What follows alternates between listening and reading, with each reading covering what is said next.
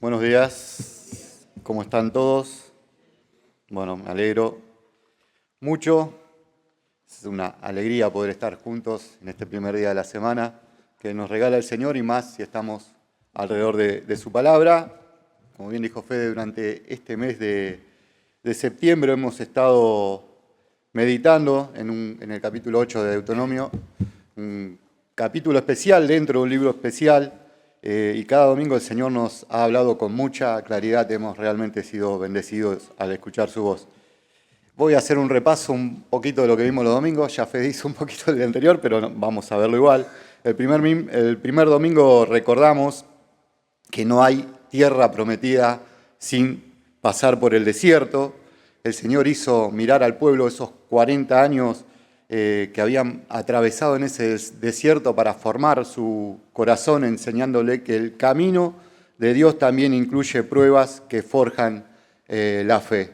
Y en el segundo domingo vimos que no solo de pan vivirá el hombre, ese pan que cada mañana recibían era mucho más que un alimento, era la forma de enseñarle cada día que tenían que depender de la fidelidad del Señor.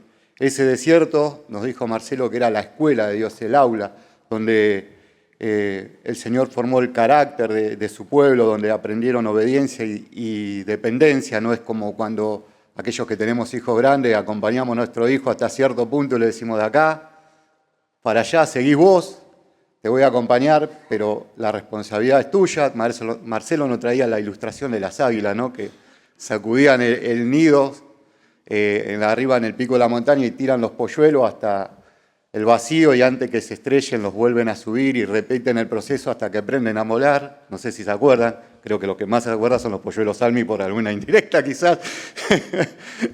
Y bueno, el domingo pasado vimos la advertencia de no olvidarnos cuando tengamos todo, ¿no? El Señor sabía que el riesgo más grande iba a aparecer en la abundancia, porque la verdad que es cuando nos falta, cuando tenemos necesidad, clamamos al Señor más fervientemente, pero cuando nos sobra, el corazón tiende a olvidarse. Y aprendimos algo, como decía Fede, que debe quedar grabado en nuestro corazón cada vez que recordamos que Dios es la fuente de todo y que vivimos una vida de gratitud, estamos adorando. Y hoy vamos a terminar este día con el subtítulo Él te da poder, porque la verdad es así. El Señor es quien nos da la fuerza para vivir, para trabajar y para seguir cada día de pies. Todo lo que somos y todo lo que tenemos viene de su mano. Y ha sido así desde el principio, ¿no? En el Edén, Dios le dio todo al hombre, le dio alimento, compañía, comunión. El diseño era claro, vivir conectado al Creador, que es la fuente de la vida. Pero el hombre eligió desobedecer, quiso arreglársela solo y así entró el pecado del mundo y nos alcanzó a todos nosotros. Después de ese momento en el Edén, el corazón humano se tiende a pensar que se la puede arreglar solo. Eso lo vemos en Adán y Eva, lo vemos en el pueblo de Israel y lo vemos en nosotros también.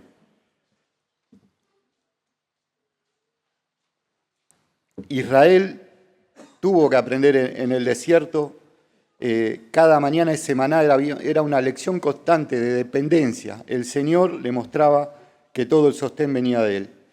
Pero como el Señor es nuestro Creador y conoce nuestro corazón, sabía lo que iba a pasar cuando entraran a la tierra prometida, después de esos 40 años de provisión diaria, iban a recibir casas que no habían edificado, campos que no habían sembrado, y en esa abundancia estaba el riesgo más grande, pensar que todo eso que ellos iban a recibir era por su mérito y olvidarse de aquel que lo sostenía.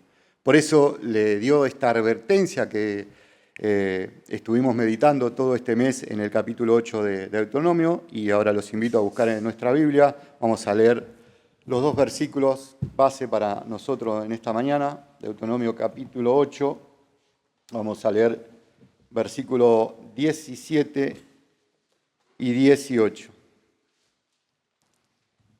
Dice así la palabra de Dios: y digas en tu corazón, mi poder y la fuerza de mi mano me han traído esta riqueza.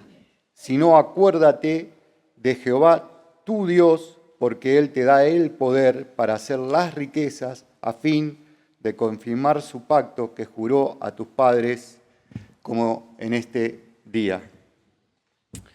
El pasaje comienza diciendo, y digas en tu corazón, y eso se refiere a ese diálogo interno, en lo íntimo, en lo secreto, que nadie ve, que solo el Señor ve, y donde nos empezamos quizás a sentir autosuficientes. Ese pensamiento escondido quizás puede marcar el rumbo de nuestra vida. Por eso enseguida viene la advertencia, acuérdate de Jehová, tu Dios. Acordarse no es solo traer un recuerdo a la memoria, sino es vivir cada día consciente de que todo lo que nosotros tenemos viene del Señor. Es reconocerlo cuando nos levantamos, buscar su ayuda en cada decisión y es darle gracias por cada bendición que recibimos.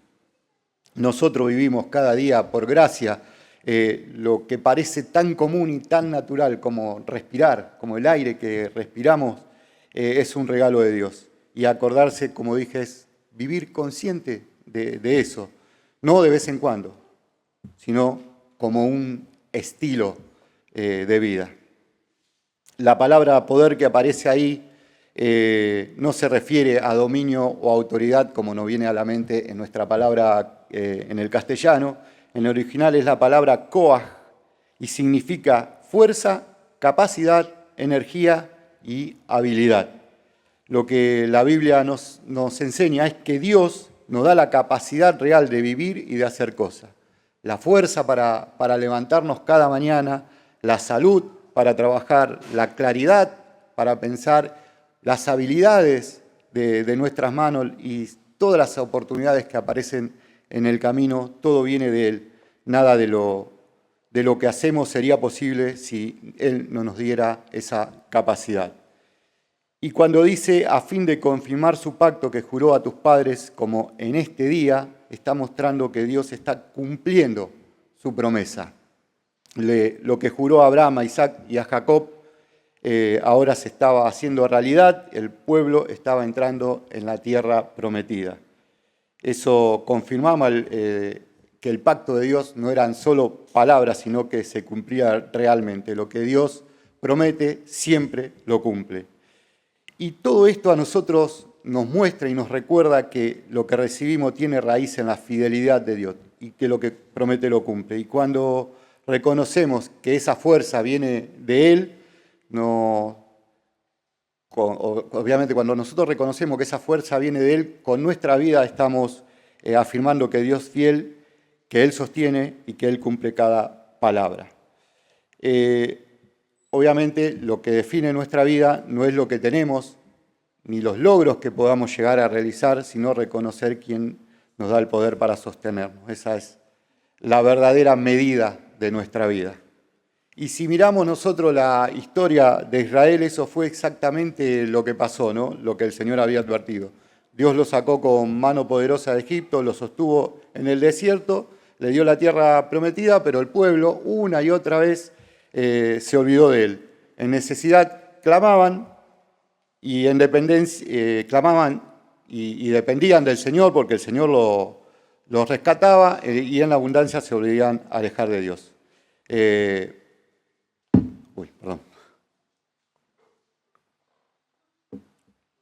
Y lo mismo ocurrió con sus reyes, ¿no? Algunos comenzaron buscando al Señor de verdad y mientras lo buscaron fueron prosperados, pero cuando crecieron y se fortalecieron, su corazón se enalteció y terminaron cayendo. Y uno de los ejemplos más claros que encontramos en la palabra es el del rey Usías, y su historia la encontramos ahí en el segundo libro de Crónicas, en el capítulo 26. Vamos a leer varios versículos. Empezamos por el versículo 3. Dice: de 16 años era Usías cuando comenzó a reinar, y 52 años reinó en Jerusalén. El nombre de su madre fue Jocalías de Jerusalén, e hizo lo recto ante los ojos de Jehová, conforme a todas las cosas que había hecho Amasías su padre. y persistió en buscar a Dios en los días de Zacarías, entendido en visiones de Dios, y en estos días que buscó a Jehová, él le prosperó. Digamos, con apenas 16 años fue puesto sobre un reino enorme y cualquiera hubiera podido pensar que no tenía forma de sostener semejante responsabilidad, pero eligió hacer lo correcto. Buscó al Señor y cuando buscó al Señor Él lo prosperó, le dio dirección, lo rodeó de consejero, abrió camino y así comenzó un reinado que duró más de 50 años, algo excepcional para la época, porque la mayoría de los reinos eran cortos y terminaban en violencia, en inestabilidad, en guerra, pero Usías se sostuvo porque buscó a Dios, dice la palabra. Y el pueblo bajo su gobierno disfrutó de paz. Durante esos años el reino creció en todos los aspectos, la tierra produjo más, se fortalecieron ciudades, el ejército se organizó y dice que hasta se inventaron máquinas de guerra para defenderse. Todo se multiplicaba porque la mano de Dios estaba con él, pero al final del versículo 15 de este mismo capítulo dice, su fama se extendió lejos porque fue ayudado maravillosamente hasta hacerse fuerte. Y cualquiera hasta acá podría pensar que su vida era reconocer un testimonio, ¿no?, de alguien de lo que Dios hace en alguien que realmente lo busca de corazón. Pero en el versículo siguiente aparece un giro que marca un antes y después. Dice el versículo 16, mas cuando ya era fuerte, su corazón se enalteció para su ruina, porque se rebeló contra Jehová su Dios, entrando en el templo de Jehová para quemar incienso en el altar del incienso. Acá comienza la caída de Usías. El que había sido levantado y sostenido por la gracia de Dios, ahora se creía dueño del poder, ¿no? Aquí comienza su ruina porque el corazón se enalteció, terminó cayendo. Lo que había sido un regalo de Dios, empezó a tomarlo como un derecho propio. Esto es mío. Se metió en el lugar que no le correspondía, tomando funciones que solo eran para los sacerdotes. Y eso hace el orgullo, ¿no? La soberbia nos hace creer dueño de lo que en realidad es un regalo de Dios. Seguimos, el versículo 17 dice, y entró tras él el sacerdote Azarías, y con él 80 sacerdotes de Jehová, varones valientes, y se pusieron contra el rey Usías, y le dijeron, no te corresponde a ti, oh Usías, el quemar incienso a Jehová, sino a los sacerdotes, hijos de Aarón, que son consagrados para quemarlo, sal del santuario, porque has prevaricado, y no te será para gloria delante de Jehová Dios. Ahí vemos la misericordia del Señor, ¿eh? No los dejó seguir adelante sin una advertencia. Le levantó 80 sacerdotes, varones valientes, dice la palabra. Había que ser valiente para ponerse delante de un rey en esa época. Dios siempre da la oportunidad de frenar antes de caer. Fue, digamos, un momento decisivo. Tenía Usías la oportunidad de detenerse, de humillarse, de reconocer su error. Esa advertencia era la voz de Dios diciéndole, pará, no sigas, detenete acá. Pero digamos que esa corrección era un acto de amor, de misericordia, pero Usías no aceptó la corrección, se cerró en su orgullo, en su soberbia y eligió seguir adelante. Y el orgullo hace eso, ¿no? Cierra el corazón y apaga la luz de Dios. Dice el versículo 19, entonces Usías, teniendo en la mano un incenciario para ofrecer incienso, se llenó de ira, y en su ira contra los sacerdotes la lepra le brotó en la frente delante de los sacerdotes en la casa de Jehová, junto al altar del incienso. Y le miró el sumo sacerdote Azarías y todos los sacerdotes, y he aquí la lepra estaba en su frente, y le hicieron salir apresuradamente de aquel lugar, y él también se dio prisa a salir, porque Jehová lo había herido. Así el rey Usías fue leproso hasta el día de su muerte, y habitó leproso en una casa apartada, por lo cual fue excluido de la casa de Jehová, y Jotam su hijo tuvo cargo de la casa real, gobernando al pueblo de la tierra. ese final de Usías demostró lo que realmente había en lo profundo de su corazón, ¿no? Usías dejó de reconocer la fuente de poder y terminó apartado, cargando con todas las consecuencias de su soberbia. Lo que él no quiso frenar a tiempo terminó destruyendo su vida. Y esta historia de Usías, digamos, no quedó escrita solo como un dato histórico, está en la palabra de Dios porque quiere que aprendamos de ella como advertencia que Dios deja escrita para nosotros en este tiempo. Lo que pasó en su vida nos muestra con claridad al menos 3 peligros que nos pueden alcanzar si nosotros no estamos atentos. Y vamos a mirar esos 3 peligros uno por uno, porque siguen vigente, el corazón humano no cambia en ninguna de las épocas y necesitamos nosotros reconocerlo para no tropezar en lo mismo. El primero de ellos es obvio que es el orgullo, ¿no? El pecado, digamos, que desata todo el resto de los pecados, digamos. El diccionario define el orgullo como exceso de estimación hacia uno mismo y hacia los propios méritos, por lo cual la persona se cree superior a lo demás. Para cualquiera ya eso es grave, ¿no? Pero para nosotros, como hijos de Dios, todavía es más serio, digamos, porque no se queda en compararse con otro o en ponerse arriba de los otros, lo cual ya es malo, sino que nos pone inclusive arriba de Dios. Es algo terrible. Eso fue lo que le pasó a Usías. Él se sintió ya fuerte, se metió en el templo a hacer lo que no le correspondía a él. Este problema obviamente que no empezó con Usías, ya venía de antes, inclusive antes de la fundación del mundo, dijo C.S. Lewis. El diablo llegó a ser diablo por el orgullo. Y obviamente fue ahí donde Satanás se rebeló contra Dios, como leía Cristian esta mañana en el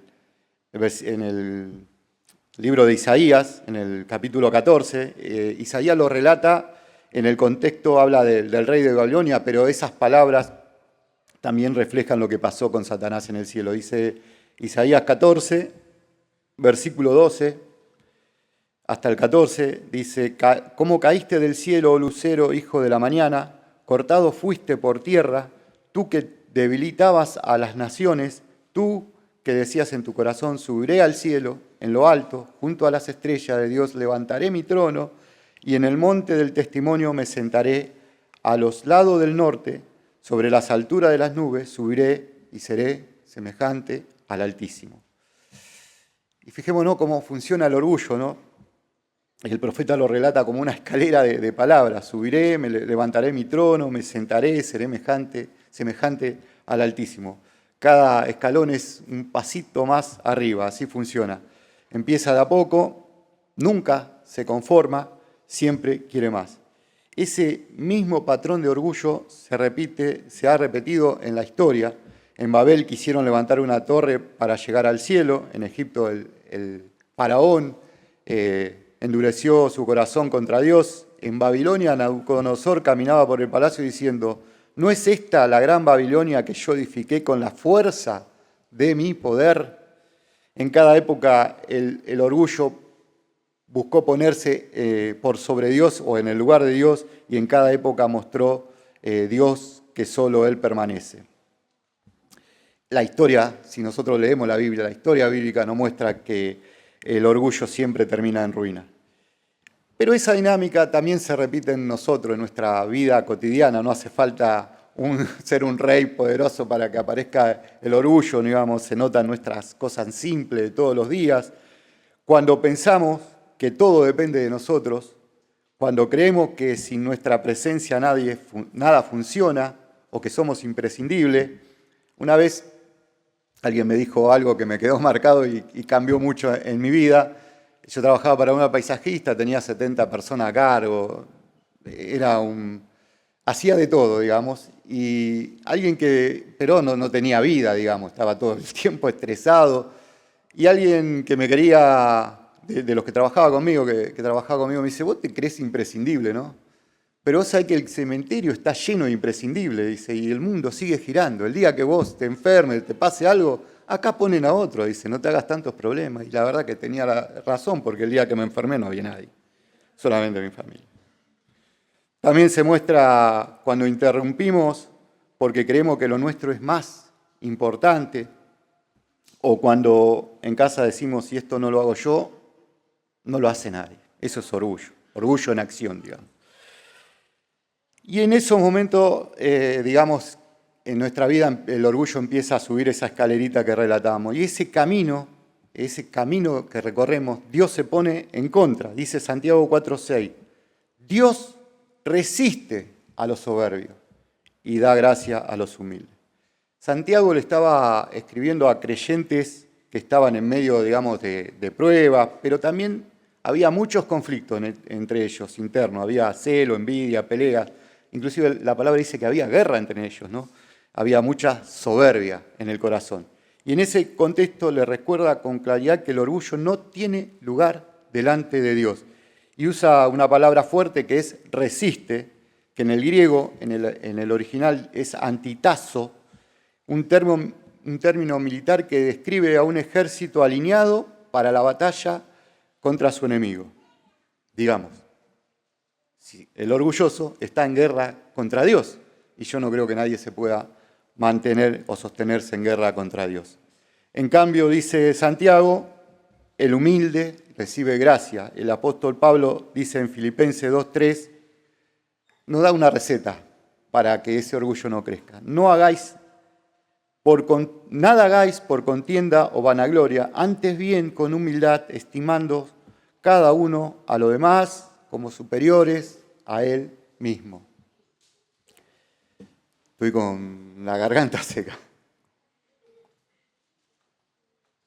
El apóstol Pablo entendió muy bien esto, dice. Antes de conocer él y de tener ese encuentro con nuestro Señor Jesucristo, él se jactaba de todo lo que había logrado. Decía, circuncidado en el 8º día, fariseo, celoso, irreprensible, en cuanto a la ley, todo eso lo hacía sentirse por encima de lo demás.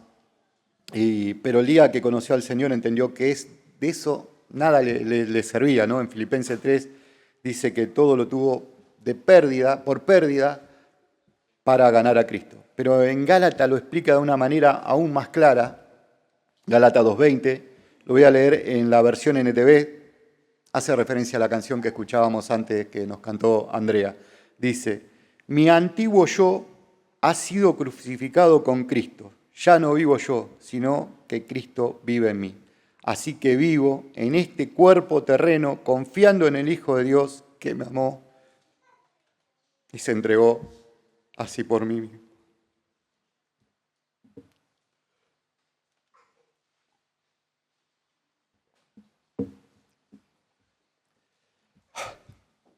Esa fue la forma que encontró Pablo de matar el yo, ¿no? Él llevó a la cruz. El yo muere en la cruz únicamente. El orgullo siempre quiere subir, como si la vida dependiera de demostrar nuestros logros y de trepar cada vez más arriba, más posiciones. Pero Pablo aprendió que la verdadera vida no está en subir escalones, sino es estar rendido a Cristo. La humildad no es debilidad como el mundo que nos rodea cree. Es fuerza real porque nos pone en un único lugar seguro, depender del Señor y dejar que Él viva en nosotros. El segundo peligro es rechazar la corrección. Ese camino es peligrosísimo, digamos, porque cuando cerramos el oído también cerramos la puerta a la voz de Dios. Un corazón que no escucha termina perdiendo la dirección. Eso lo vimos claramente en la historia de Usías.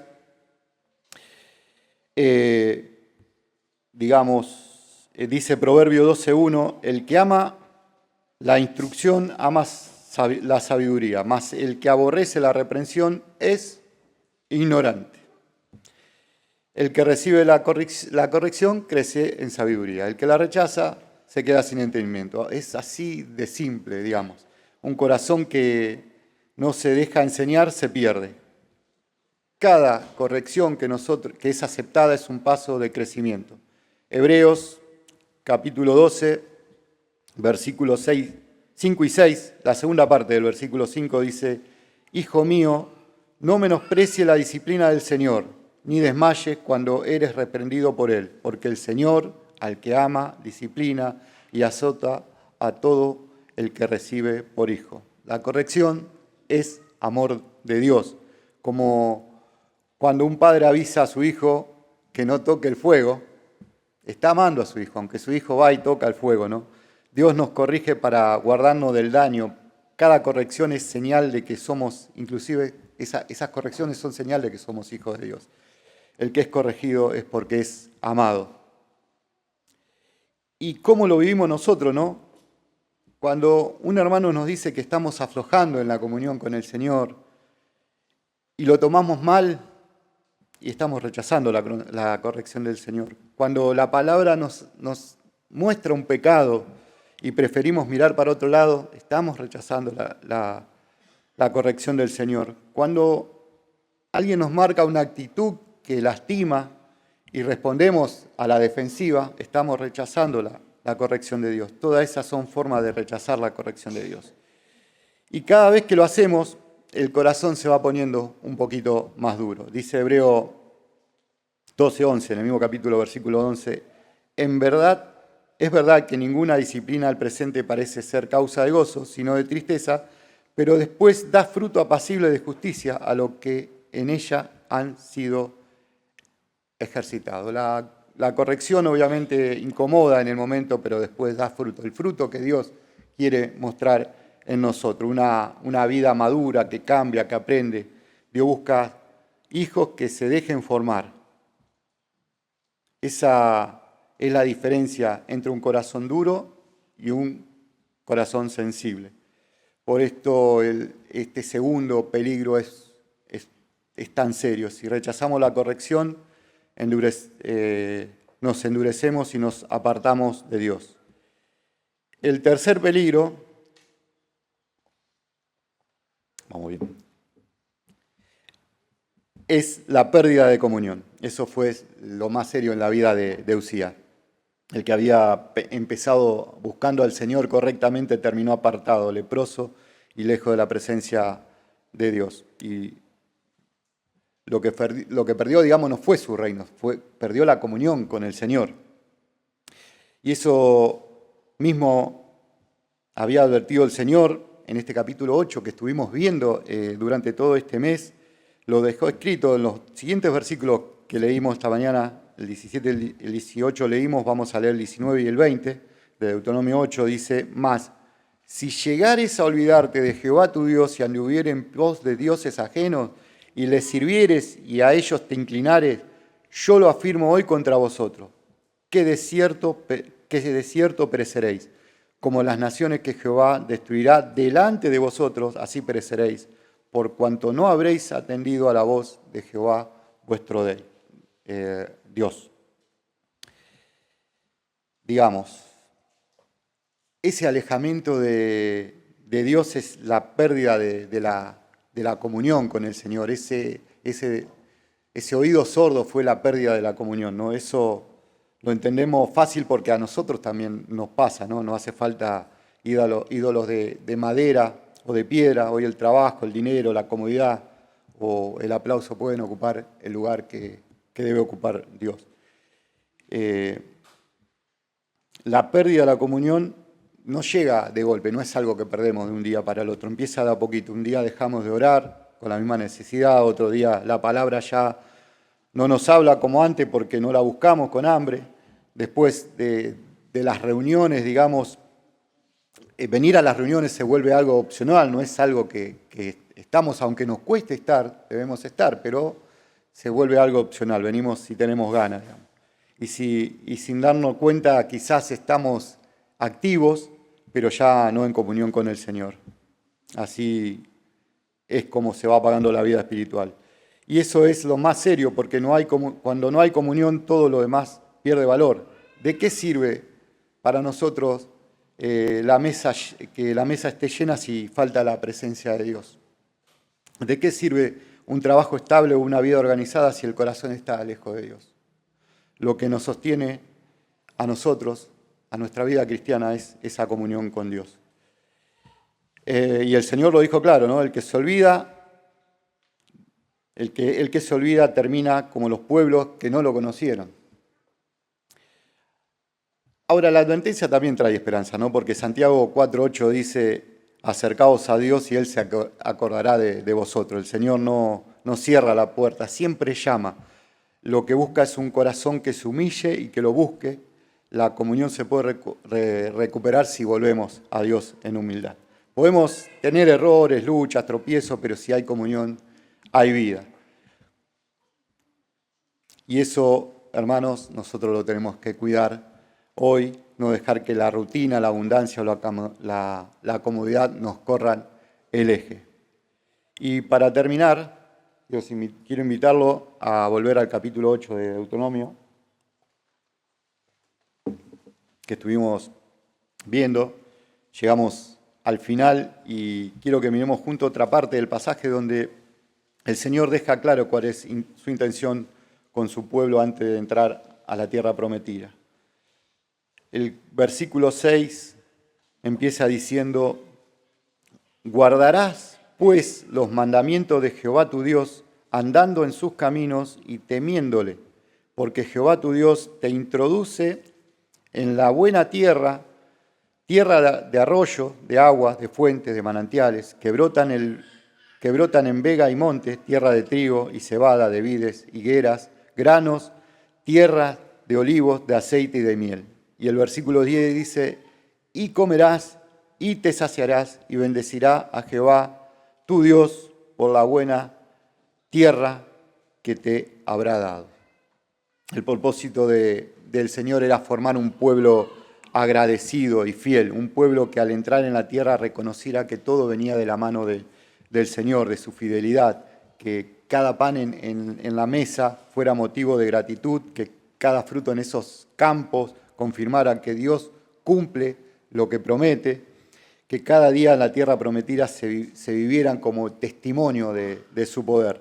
El Señor quería levantar un pueblo que caminara en sus caminos y que temiera su nombre, un pueblo que disfrutara de la abundancia con un corazón rendido en adoración. La tierra era señal de la fidelidad de Dios y el llamado era responder fielmente hacia Él. Y ese mismo propósito nos alcanza a nosotros en Cristo. El Señor nos ha dado una vida nueva, nos sostiene con su gracia y nos prepara una herencia eterna. Cada día que respiramos, cada bendición que nosotros recibimos, todo es evidencia de su poder en nosotros.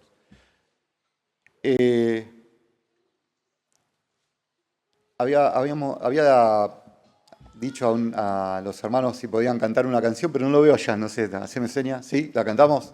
Porque estaba mal de la voz. Vamos a cantarla, me hace casi sí.